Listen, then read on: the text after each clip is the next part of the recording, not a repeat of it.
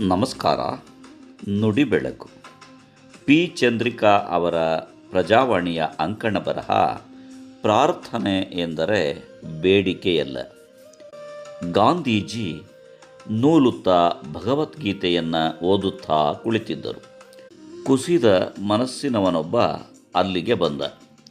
ಗಾಂಧೀಜಿಯು ತದೇಕಚಿತ್ತರಾಗಿ ಪಟ್ಟಣದಲ್ಲಿ ಇದ್ದುದರಿಂದ ವ್ಯಕ್ತಿ ಅವರನ್ನು ಮಾತನಾಡಿಸಲು ಕಾಯುತ್ತಾ ಕುಳಿತ. ಸ್ವಲ್ಪ ಸಮಯದ ನಂತರ ತಮ್ಮ ಕೆಲಸವನ್ನು ಗೀತಾ ಪಠಣವನ್ನು ಮುಗಿಸಿ ಬಂದ ವ್ಯಕ್ತಿಯ ಜೊತೆ ಮಾತನಾಡತೊಡಗಿದರು ಗಾಂಧೀಜಿ. ಆ ವ್ಯಕ್ತಿಯ ಮನಸ್ಥಿತಿ ಗಾಂಧಿಯವರಿಗೆ ಅರ್ಥವಾಗುತ್ತಾ ಬಂದಿತು. ಅವನೊಬ್ಬ ಸೋತ ಮನುಷ್ಯ, ತನ್ನ ಸೋಲಿನ ಕಾರಣವನ್ನು ಹುಡುಕಿಕೊಳ್ಳಲಾರದವನಾಗಿದ್ದ. ನನಗೆ ದೈವ ಸಹಾಯವೂ ಇಲ್ಲ, ಬಡತನ ಬೆನ್ನು ಬಿಟ್ಟಿಲ್ಲ, ಮನೆಯಲ್ಲಿ ಹೆಂಡತಿ ಮಕ್ಕಳ ಜವಾಬ್ದಾರಿ, ಹೀಗಿರುವಾಗ ನಾನೇನು ಮಾಡಬೇಕು ಹೇಳಿ ಎಂದ. ಗಾಂಧೀಜಿ, ನೀನು ಏನು ಕೆಲಸ ಮಾಡುತ್ತಿದ್ದೀಯಾ ಎಂದರು.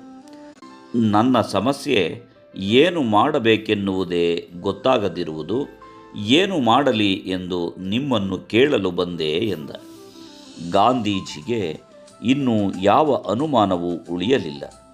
ಈ ಮನುಷ್ಯ ಪರಾವಲಂಬಿ, ತಾನಾಗಿ ಏನನ್ನೂ ಮಾಡಲಾರದ್ದಕ್ಕೆ ಕಾರಣಗಳನ್ನು ಹುಡುಕುತ್ತಿದ್ದಾನೆ ಎಂದು ಅವನನ್ನು ಉದ್ದೇಶಿಸಿ ಗಾಂಧೀಜಿ, ದೇವರನ್ನು ಪ್ರಾರ್ಥಿಸು, ನಾನು ಅದನ್ನೇ ಮಾಡುತ್ತಿರುವೆ ಎಂದರು. ಪ್ರಾರ್ಥನೆ ಅದೊಂದು ಮೂಢ ಸಂಪ್ರದಾಯ, ಅರ್ಥವಿಲ್ಲದ ಸುಳ್ಳು. ದೇವರನ್ನು ಪ್ರಾರ್ಥಿಸುತ್ತಿದ್ದೇನೆ ಎಂದಿರಲ್ಲ.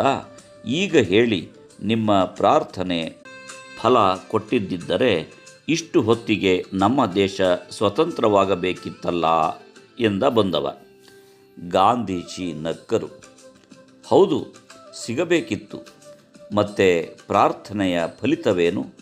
ಸುಮ್ಮನೆ ನೀವು ಕೇಳಿಕೊಳ್ಳುವುದು ಮಾತ್ರವಾ ಎಂದವನಿಗೆ ಗಾಂಧೀಜಿ, ಓಹೋ, ನಿನಗೆ ಪ್ರಾರ್ಥನೆಯ ಅರ್ಥವೇ ಗೊತ್ತಿಲ್ಲವೆಂದಾಯಿತು ಎಂದರು. ಬಂದವನ ಅಹಂ ಕೆರಳಿತು. ಗೊತ್ತಿಲ್ಲದೆ ಏನು, ನನಗೆ ಏನು ಬೇಕೋ ಅದನ್ನು ಕೇಳಿಕೊಳ್ಳುವುದು ಎಂದ. ಗಾಂಧೀಜಿ, ಎಲ್ಲವೂ ಪ್ರಾರ್ಥನೆಯಿಂದಲೇ ಆಗುತ್ತದೆ. ದೇವರು ಎಲ್ಲವನ್ನೂ ಕೊಡಬೇಕು ಎನ್ನುವ ನಿರೀಕ್ಷೆ ನನ್ನದಲ್ಲ. ಪ್ರಾರ್ಥನೆಯ ಅರ್ಥವೂ ಅದಲ್ಲ. ದಿನವೂ ದೇಶಕ್ಕೆ ಸ್ವಾತಂತ್ರ್ಯ ಕೊಡು ಎಂದು ಕೇಳಿಕೊಳ್ಳುತ್ತಿದ್ದೇನೆ ಎಂದುಕೊಂಡಿದ್ದೀಯಾ? ನಾನು ಕೇಳಿಕೊಳ್ಳುವುದು, ಈ ದೇಶವನ್ನು ಬ್ರಿಟಿಷರಿಂದ ವಿಮೋಚನೆಗೊಳಿಸಲು ನಾನು ಪ್ರಯತ್ನಿಸುವೆ, ನಿನ್ನ ಅನುಗ್ರಹವಿರಲಿ ಎಂದು. ಅಷ್ಟನ್ನು ಕೇಳಿ ಜನರನ್ನು ಸಂಘಟಿಸುತ್ತಿರುವೆ, ನಾಡಿನ ಉದ್ದಗಲಕ್ಕೂ ಓಡಾಡುತ್ತಿರುವೆ, ಚಿತ್ತಶುದ್ಧಿಯಿಂದ ಕೆಲಸವನ್ನು ಮಾಡುತ್ತಿರುವೆ. ಒಂದಲ್ಲ ಒಂದು ದಿನ ದೇಶ ಸ್ವತಂತ್ರವಾಗುತ್ತದೆ ಎಂದರು ದೃಢ ವಿಶ್ವಾಸದಿಂದ. ಬಂದವ ಮತ್ತಷ್ಟು ಖಿನ್ನನಾದ.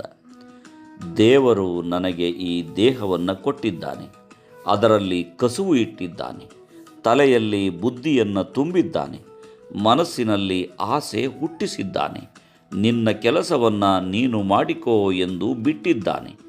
ನಾನು ನನಗೆ ಸರಿದೋರಿದ ಕೆಲಸವನ್ನು ಇನ್ನೊಬ್ಬರಿಗೆ ಕಷ್ಟ ನೋವಾಗದ ದಾರಿಯಲ್ಲಿ ಮಾಡುವೆ, ಅದಕ್ಕಾಗಿ ನಿನ್ನ ಅನುಗ್ರಹವಿರಲಿ ಎಂದು ಬೇಡುವೆ ಎಂದರು ಗಾಂಧಿ.